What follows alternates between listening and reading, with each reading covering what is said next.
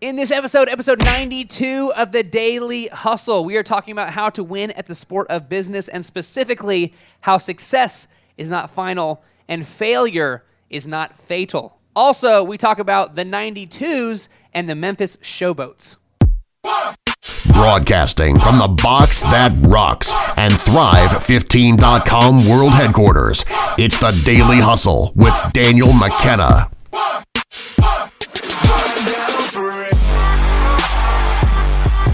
Ladies and gentlemen, we are back here in the box that rocks. This is episode 92 of the Daily Hustle. Over to my left, standing exactly as tall as he normally is, which is very tall, Marshall F. Morris. Over here, Daniel McKenna. This is episode 92 of the Daily Hustle. We are talking about how to win at the sport of business. Marshall, it is Mark Cuban week over here. How are you doing, Marshall? You know what? Breaking news, I am still tall. That is breaking news. Put it up on Twitter. Make sure everybody's hashtag Marshall is still tall. There it is. Okay. Marshall, you did go to a different city this last weekend, and you came back, and you're still the same height as before. Yep. Still confirm. Still traveling does not make me any shorter. I didn't know if there was any sort of time sort of thing. Nope. Okay. All right. Well, there you go. Episode 92 here, Marshall. So, the important part of this episode that you want to know is about the number 92. Okay. So I'll give you I'll give you a little bit of 92 here. Did you know the 92 Club is a society of association football fans who attended a home match of all 92 current member clubs of the Premier League and English Football League in England and Wales? That's pretty impressive. That's actually a good one. I'll give you that. That's pretty impressive. That's a cool one. Most of the other ones have not been good, but that one's a good one. Come on. They've all been really good.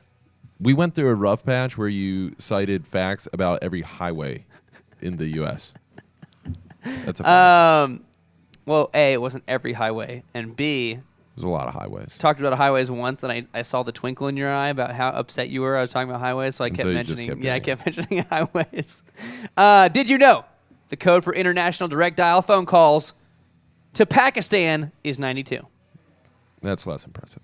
Well, next time you want to call Pakistan, now you know. Okay. And lastly, did you know 92 was the number worn by the one, the only, the Minister of Defense, Reggie White? There it is. Did you ever see Reggie White play? Did you ever watch Reggie White play? I never watched him play, but, it's pretty exciting that he wore 92.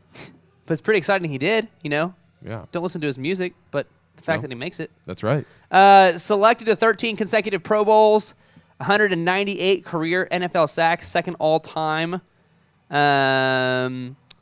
Let's see here. Member of the NFL's 75th anniversary all-time team. Led the NFL in sacks for 2 seasons, 10 or more sacks in 9 consecutive seasons. His jersey was retired by the Eagles, the Packers, and the University of Tennessee. He was kind of a big deal. Very big deal. He was sacking your quarterback all the time. I think it was pretty cool that multiple teams retired his number. And did you know he started his pro football career in the USFL with the Memphis Showboats? Came out of Tennessee, wasn't good enough for the NFL apparently, or they didn't think he was, so he started with the Memphis Showboats and then went on to have a Hall of Fame career in the NFL. Also, the Memphis Showboats, that's a cool name. Yeah, well, sort of. Sort of. Let's dive into the topic here. We were talking about how to win at the sport of business. In the previous episode, we talked a lot about Mark Cuban's story. We're going to continue talking about Mark Cuban's story, but we talked about ongoing education for entrepreneurs, and we talked about finding something in adversity to help you build and help you learn about yourself and about your business and that patience and persistence that you would need to become successful. Today, we're talking a little bit about how success is not final and failure is not fatal. So let's dive into it here, Marshall. Okay. Here's from Mark Cuban here. He says, remember, he just got fired. He says, now came the hard part. I had to call all the people I had done business with in my last company and let them know I had been canned. What happened for the people that hadn't seen the previous episode? He said he just got fired, but if you have not heard the previous episode, he basically goes to close a big sale instead of opening the business. And so he has somebody else cover for him, opens the business, the retail store down there in Dallas. He goes and closes a big sale. He comes back with a big check. Hey, boss, got the big check. Boss is like, you're fired. Yep. And then Mark's like, dang, fired again. Happened again. Well, Time to start. I guess it's time to start my own business because I keep getting fired at the jobs I work. So he's just got fired. He's calling all the companies he had been working with at that previous company, asked them if he would want to come do business with me and Micro Solutions, his new business. They, of course, asked him the expected questions, and no, he did not have an office. He did not have a phone besides his home phone. There wasn't anybody else on his team. It was just him. Didn't have any investors. The only question I dreaded was whether I had a computer to work with, because he didn't. He's starting a computer company called Micro Solutions, and he does not have a computer to work with. That wasn't going to stop him, apparently. Fortunately, nobody asked about the computer. He made a lot of calls and got some decent responses. Got 2 real bites, one from a company called Architectural Lighting, and from another one called High Tech Data Systems. Architectural Lighting was looking for a time and billing accounting system to allow them to track their work with clients. I don't remember the name of the software package I told them about, but after going to meet with them, it came down to this. You're going to love this deal, this wheeling and dealing here, Marshall. He says, I offered to refund 100% of their money if the software didn't work for them, and I wouldn't charge them for my time for installing and helping them. In return, they would put up the $500 it would take for me to buy the software, and then I could use them as a reference. This was my no money down approach to start a business. They said yes. I had a business. So he basically says, hey, dudes, if you want to go ahead and give me the money for this software, I will come and install it, and I won't charge you. And if it doesn't work, I will give you all your money back. I just want a reference from you. I don't want to get paid. I just want to get a reference. Marshall, talk about this Mark Cuban approach to starting his business, that he did not have a computer, but he was selling computer software. Yeah, at the time, he just had to go out and figure out how to do it. He had to just, one way or another, he had to find a way to do sales. And Steve Jobs was the same way. He went into the computer store and he goes, you wanna buy 100 of these computers? And the guy was like, I don't think so. I can only afford 50. And he goes, well, I'll tell you what. If you pay me up front for them, we'll give you a good deal. And that's what he went out and did to buy all the parts. He used the initial investment to buy all the parts. Now, the thing is they had never built more than 1 or 2 in a week. Right. And then he just agreed to do 100 in 2 months. So he's like, oh, dear God. But the fact of the matter remains is that he used sales as what was catalyzing the growth of the business, okay? And he goes on record in an interview to say that the CEO had a big flaw, okay? When he fired him, okay, the problem was that the CEO at the company that he got fired from, he never did the work, okay?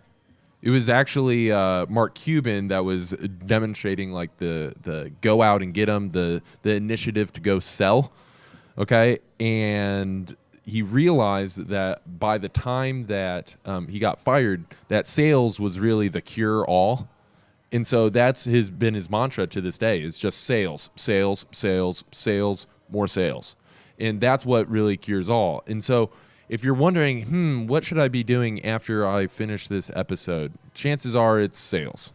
Chances are. If you're like, what should I be doing in my business?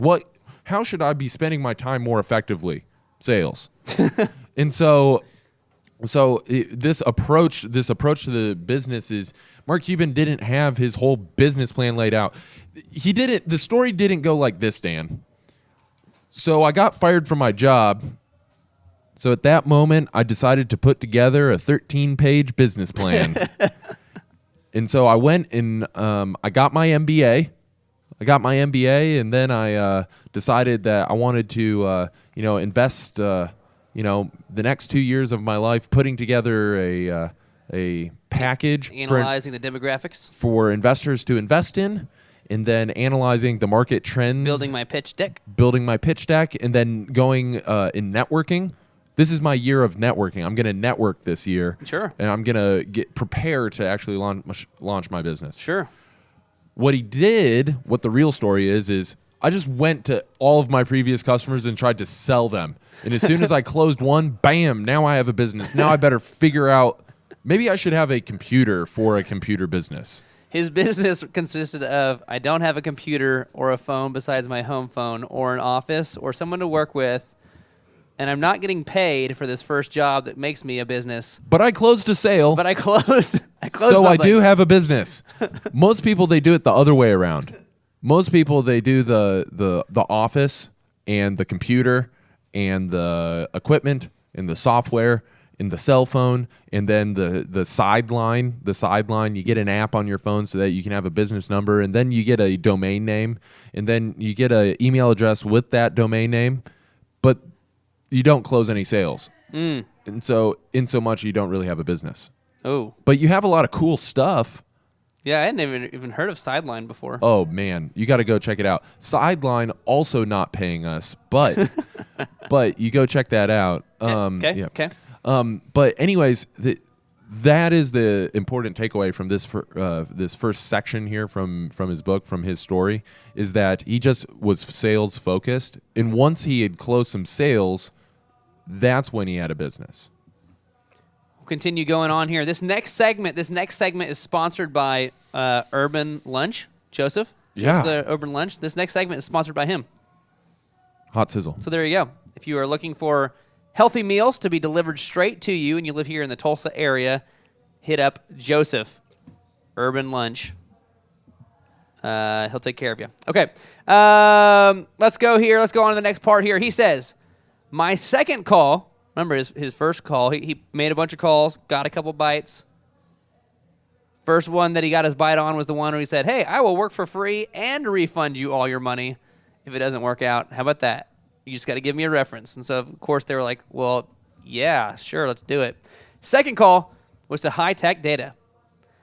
They sold multi-user systems, the old kind that used terminals. Martin Woodile was the guy who ran the place. He bundled it with accounting software, and he and a dude named Kevin would make modifications in a certain type of source code. They were the hardcore geeks who could help me when I needed it. I was still 10 months from my first introduction to computers, like the PC kind of computers, and I had no clue about multi-user systems. If I came across prospects that could use their system and software, I would get referrals. So he's doing a little bit of networking here. He's realizing, I can help these guys, they can help me, this is good. Even better was Martin's offer of office space. He and the dude named Kevin shared space with a distributor of computer systems that he sold. They only had one office, or they had one office, that when the son of the CEO of that other company wasn't using it to study his Spanish, he could use to make calls. So they were like, hey, dude, we got this space that when the boss's kid isn't in here studying Spanish, you can come in here and make some phone calls.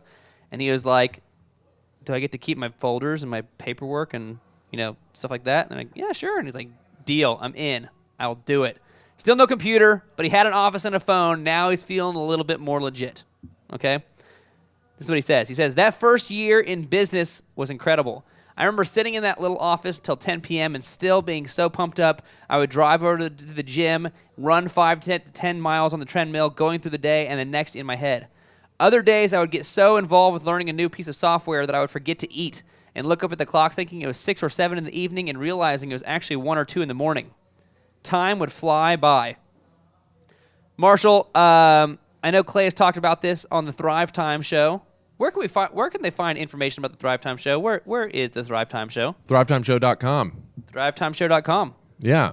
What station is it on here in Tulsa in the local market? 1170 KFAQ, 12 p.m. noon to 2 p.m. in the afternoon.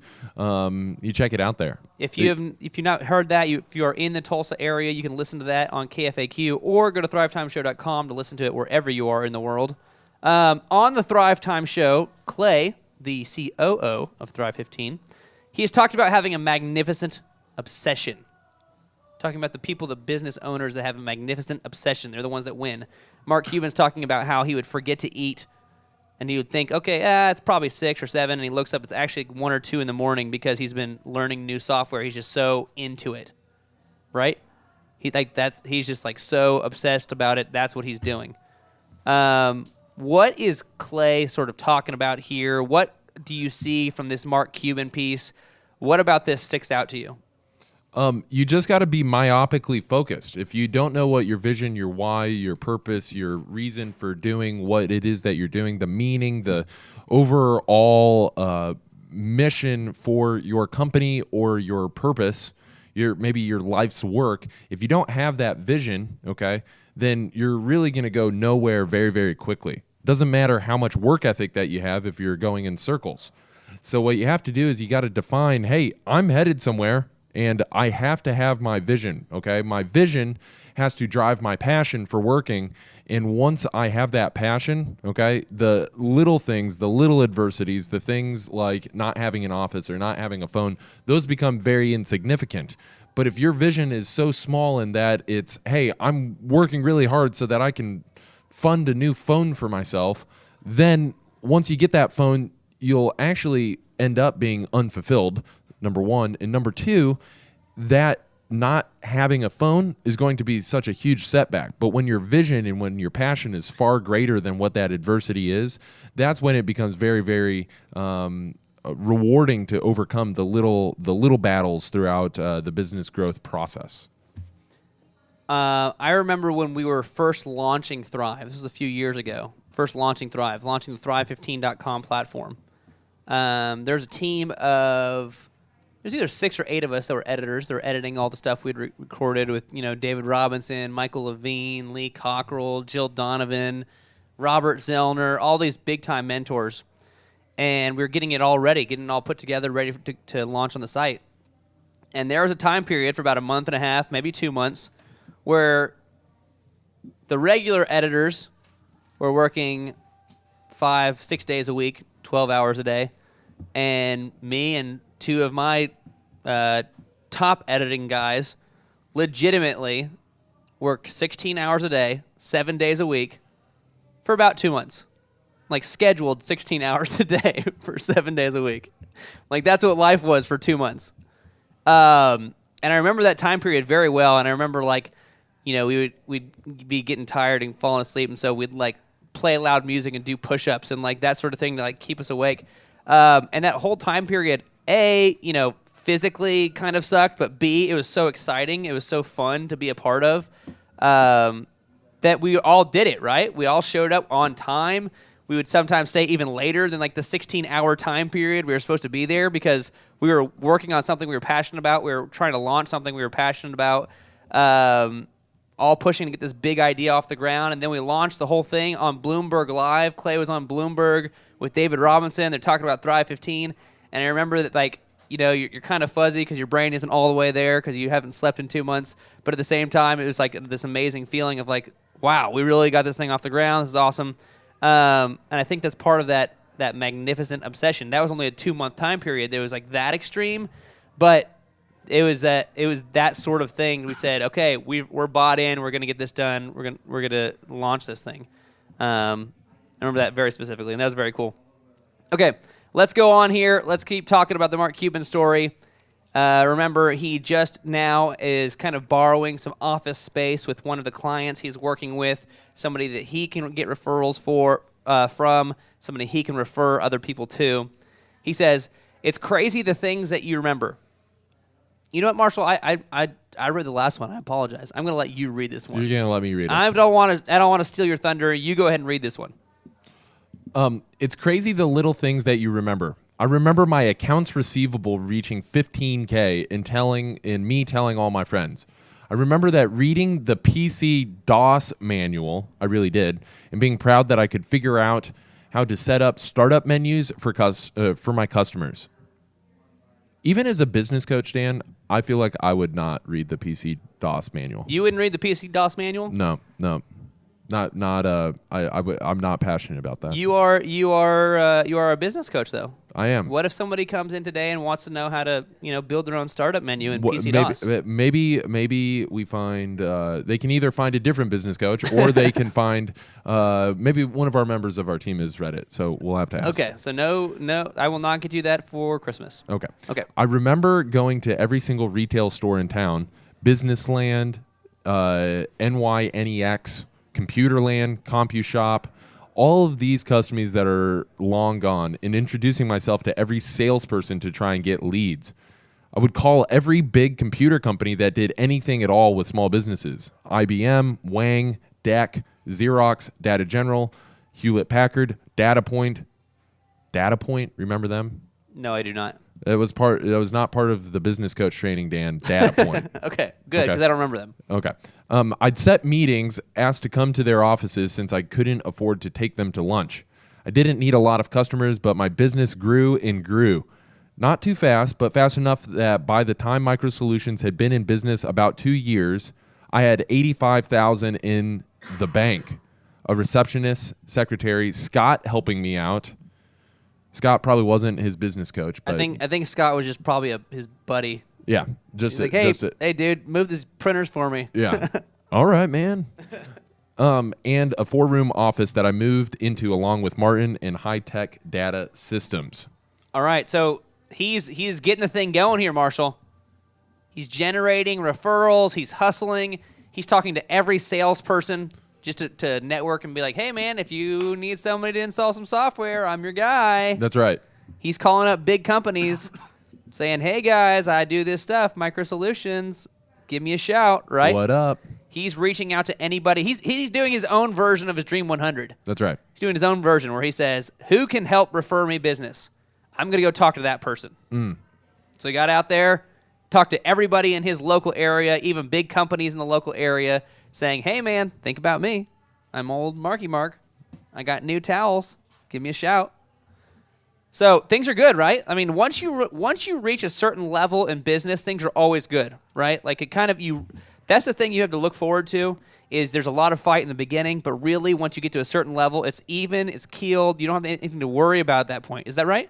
I mean, you're a business coach. You can tell us at that point, they've got it figured out. He's good.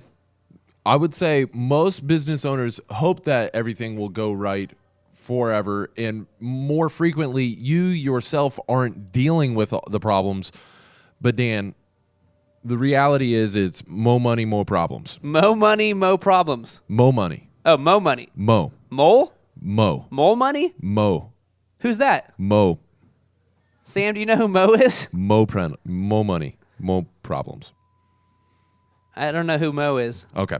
So so you get to you get into this, and as a business coach and the clients that I work with, what they find is that they continue to grow and they continue to grow, and finally they can step out of the business. And just because that you step out of the business doesn't mean that problems cease to continue to happen, but at least you're not incurring the stress of having to deal with them all the time. You put in other people to deal with that. You put in other people to deal with the rescheduling. You put in other people to deal with the software not handling itself. You put in other people to actually close the sales for you. And so just because you get to that point, problems will always continue to happen. You just have different problems, okay? It's how am I going to acquire this company, or how am I going to sell this company, or how are we going to meet payroll later? And so that's kind of encouraging that you get to deal with more problems as your business grows. But in the long run, if you don't know how to handle those problems, you got to bring on people like Mark Cuban did, Scott and Martin in high-tech data systems, or maybe you need to hire a business coach. Bill Gates says everybody needs a coach. Everybody needs a business coach. Just to provide you an objective view, Eric Schmidt, one of the first things that he did was hire a business coach. And so what you need to do is you need to find who is it that's going to help you with those problems along the way. I know specifically working with Clay on a couple of different businesses, and working with Clay and you and other people on the Thrive 15 business platform, there's definitely never, ever a time where it's always going to work out and you're set. It's you're the firefighter, right? Like you're a firefighter as an entrepreneur. Well, I'm a business coach. You're a business coach, but as an entrepreneur, you're a firefighter. Okay. Examples of things that we did not count on that happened. Example number 1.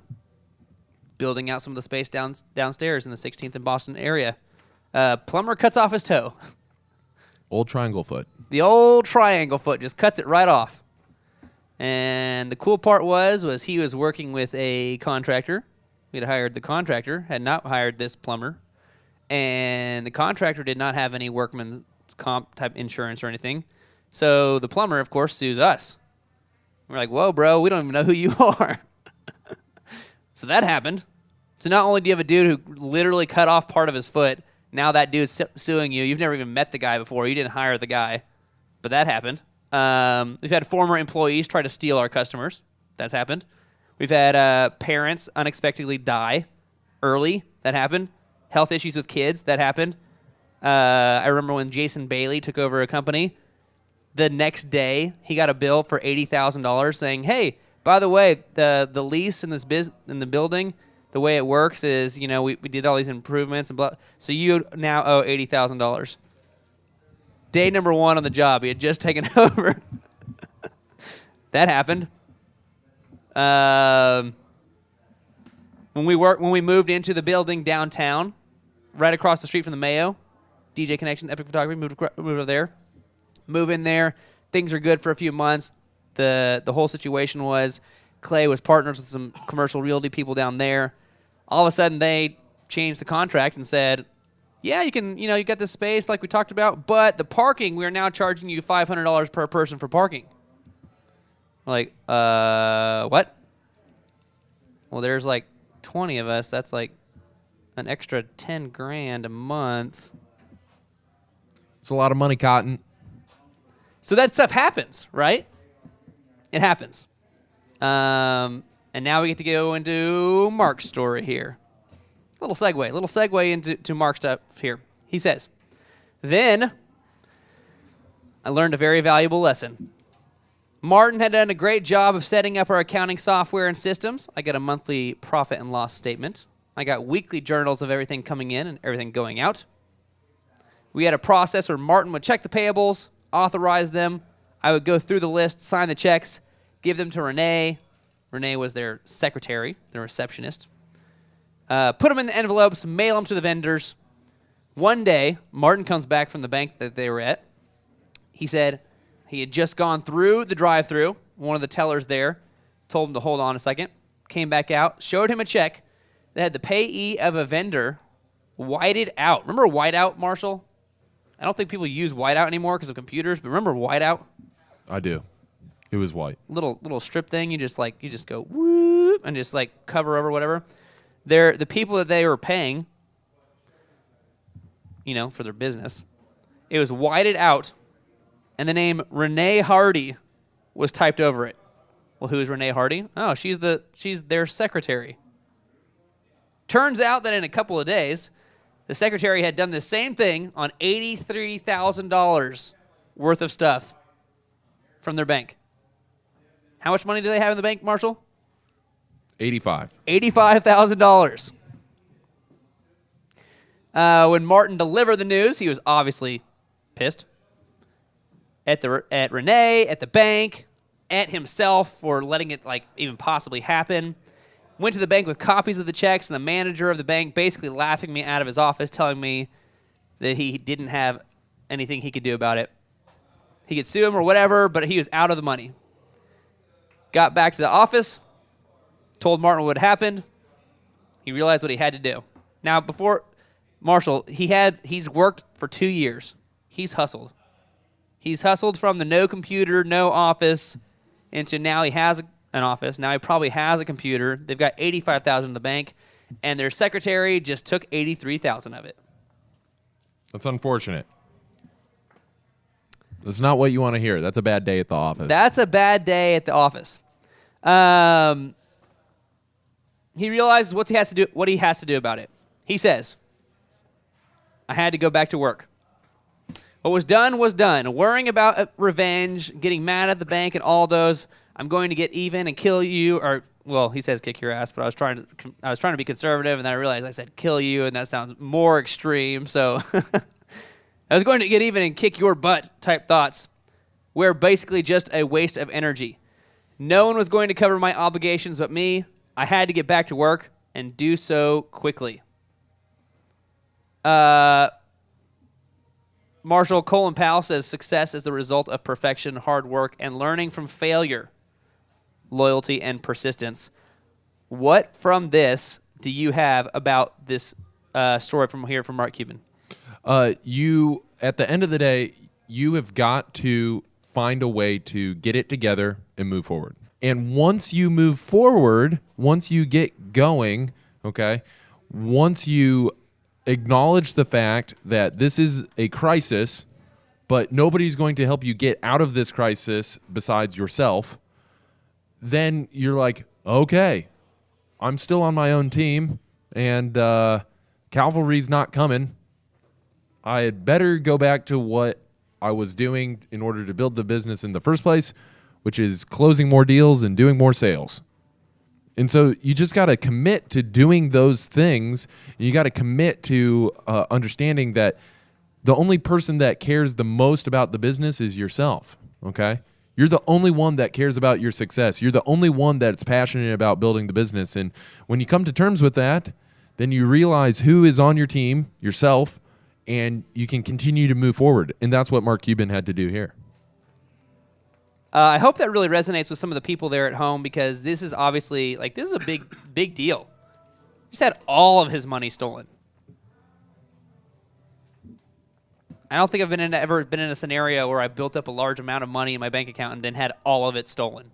That's never happened to me. I've never had to emotionally deal with that. But he says that after getting through the whole being pissed and yelling and getting mad at the bank and getting mad, he then realized, I've got to go back to work. I've got to get back to it, right? There's no point in him marinating on that further. There's no point in him just still sitting in that funk. Winston Churchill says, success is not final. Failure is not fatal. It is the courage to continue that counts. Success is not final. Failure is not fatal. And Robert Kiyosaki says, winners are not afraid of losing, but losers are. Failure is part of the process of success. People who avoid failure also avoid success. Bang, bang. Bang, bang. Marshall, that's it. That's all the time we have here for episode 92 of The Daily Hustle. In episode 93, we're going to continue Mark Cuban week, continue talking about the Mark Cuban story and how it relates to you as a small business or owner or an entrepreneur or somebody that wants to move further ahead in what they're doing and what they're ambitious and passionate about. Anything left for you? Maybe I'll learn to talk here now that we're at the end of the episode. That's good. Anything left from you, Marshall, over there about this whole concept about learning from failure, about not being afraid of failure, taking whatever happens to you, internalizing it, realizing I can learn this from that situation, and continuing to be persistent towards your goals? You have got to embrace the suck. It's going to suck. Embrace the suck, and you will be successful. When the suck is not a detriment, it's not a demotivator anymore, you will be successful. When you care more about winning than sucking, then you'll be successful. But everybody that goes through it, everybody that is successful has felt that adversity. Back to you, Dan. Wow, I'm ready for the big game now. Yeah. I'll be honest, I'm ready for the big game. Over there, to my left, with lots of wisdom and motivation, Marshall F. Morris. Over here, Daniel McKenna. That was episode 92.